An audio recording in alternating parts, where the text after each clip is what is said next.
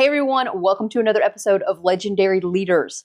I am your host, Katrina Jameson. I'm the founder of Legend Leaders, where we arm female business leaders with the strategies they need to live life on their terms, a legendary life. Well, we're into week 2. If you listened to last week, you know what we're working on this month. We are determining where we are performing and how we perform this year so that we can create a phenomenal, unstoppable, amazing roadmap to help us deliver next year. Right? Who doesn't want that? Right? We're all business leaders. We want that. Whether we work in the corporate world, we want to deliver in our business that we represent and own in that capacity, or we're an entrepreneur and we technically legally own our business, right? That's the only difference. Ownership is always in the heart, right? The difference between an entrepreneur and a true owner in the corporate world is who owns it on a piece of paper. At the end of the day, everyone's still invested, right?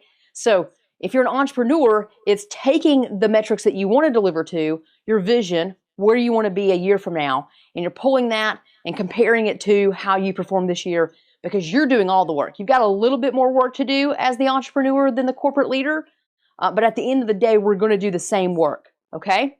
What's the difference? Let me just say it one more time because I know I have 2 different groups listening to me and I love it.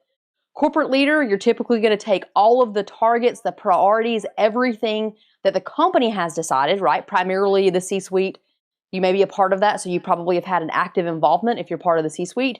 You may be a VP, you may be a senior director or a director, and so depending upon your role, that may have been handed to you, right? But C-suite and probably the board, right, defines the metrics, the key priorities for the business. And so you may be receiving that information, but you still got to create the roadmap. You still have to create how you're going to deliver to that. As an entrepreneur, you are the C-suite, you are the board, you define where the company is going to go next year, but then you also change hats a little bit and you figure out how operationally that's going to be delivered. And so either way, we're working through the how. We're going to create the roadmap to get you down the road so that you can deliver next year. Isn't that exciting? I want you to have this now.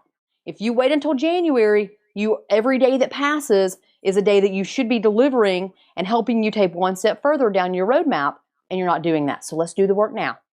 I promise it's worth it. So last week, like I said, if you listened in, it was a really short episode. It was simply introducing you to this concept, and I challenged you to go and pull all of the actuals for this year and all of the targets for this year. So whatever it is that you needed to deliver on, right? Primarily your financials, because those are givens. Pull all of your financial targets, all of your financial actuals, any KPIs that help you determine the performance of the business, right? Customer service points, returns, any and all of those things related to customers are a great example of KPIs that hopefully you pulled and you're going to look at. Today, we're going to talk through how you're going to look at them, all right?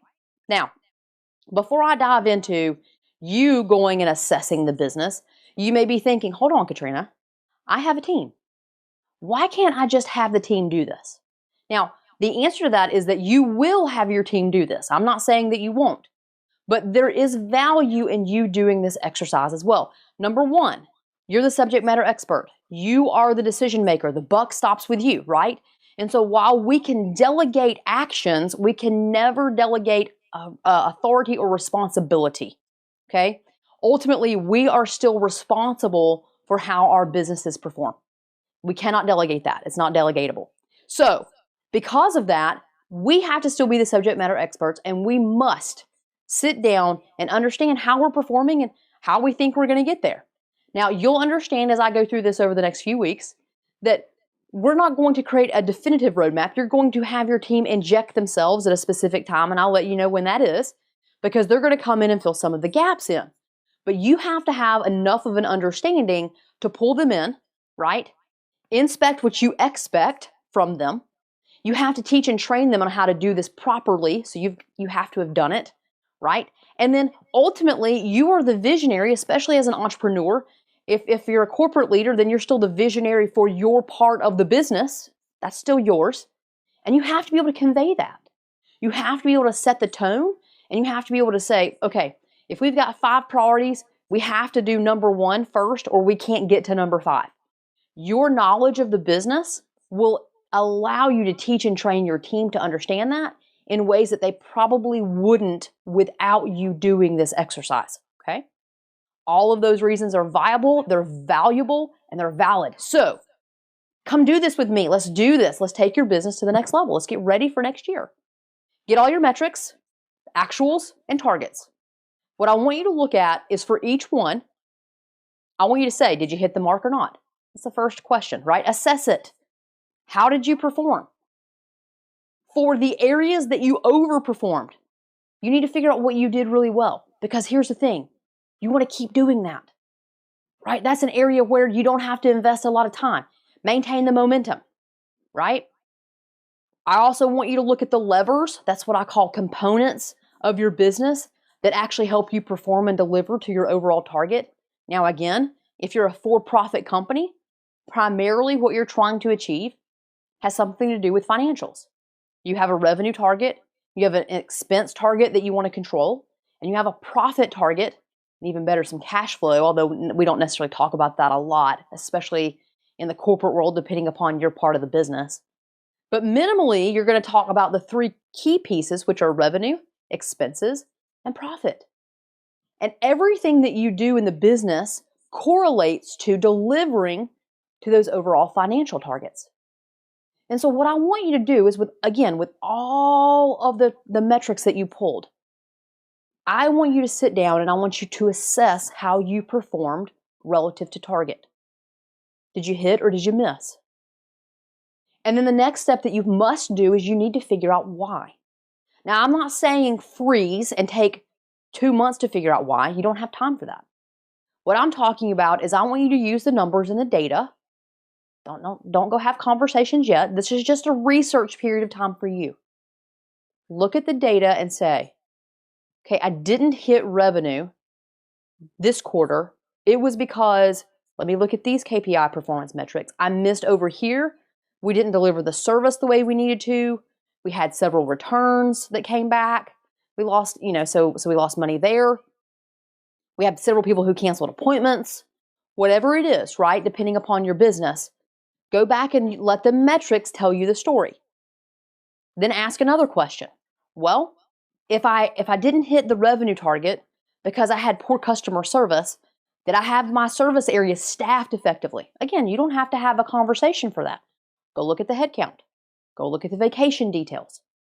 Were individuals around to actually generate the service levels that you expect? If the answer is no, okay. Well, now you know that service levels require X number of people or a certain level of performance. You jot that down. You know that you've got to resolve that, or at least maintain it if you have resolved it going forward. Because we're always going to need to hit revenue targets, right? The next thing I want you to do, and I'm going pretty quickly, and I get that, I'm speaking high level.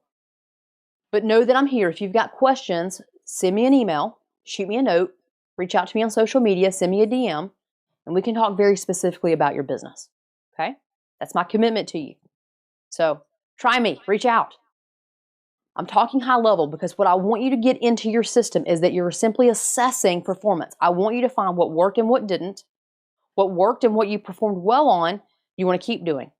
What didn't work, what you didn't hit targets on or deliver to, you need to ask yourself why. And again, it can't be 3 months of why. It can't be 3 days of why. It needs to be, let me use the data to tell me why. Enough of a reason so that I know it's something I must fix this year. Okay? And you're going to star it. You're going to put a little note by it. Because when I talk to you about engaging your team, one of the things that you're going to do is you're going to hand it to your team. And you're going to say, okay, team, we missed in this area. I know we've talked about it in the past, but I need you to do a deep dive.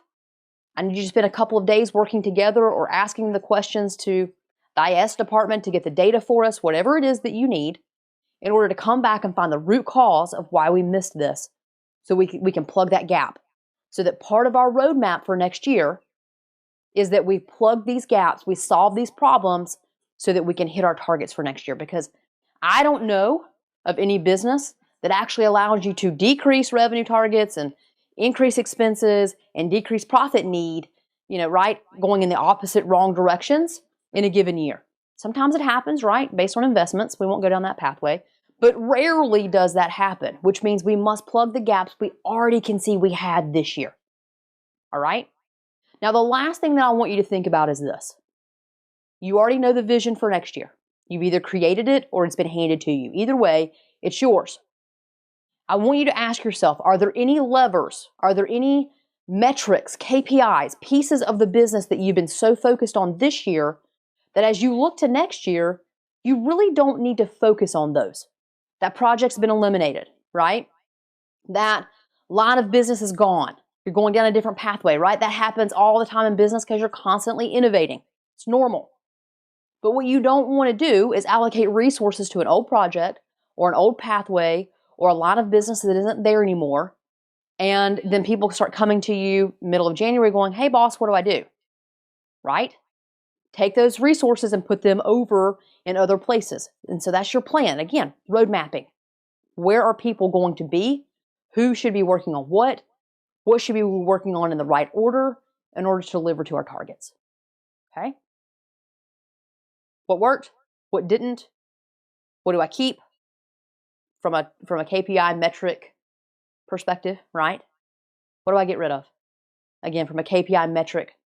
And then that equates to your team and the labor and the resources. But you can't make those decisions if you don't first assess, how did I do? How did I do? So that's what your challenge is for this week. Take your metrics. How did you do? And you can even create a piece of paper. I encourage you to do that, or have a piece of paper for every metric, however you want to organize yourself. I work with clients who like to have a piece of paper per metric. I also have clients who like to have one piece of paper and they draw columns. And, the piece of paper per metric is, here's how I performed, here's who owned it, here's how we're going to win this next year. Boom, there's a plan, and you can hand it to that person. It's really simple. Or I also have individuals who like to make columns. And the columns are keep, eliminate, improve, right? Or maintain to the next level, right? There's a couple of different pathways. You decide what those are. I've given you some. But minimally, it would be keep, eliminate, maintain, right? Those are your three. And then you would write down the metrics or the parts of the business, or write the team that would then align to that. It's a metric that then the team owns. But put it together. Okay? So decide how you want to organize it, but that is your action for this week. Next week, we're going to take it to the next level and then move one step closer to finishing your roadmap. As always, go and be legendary.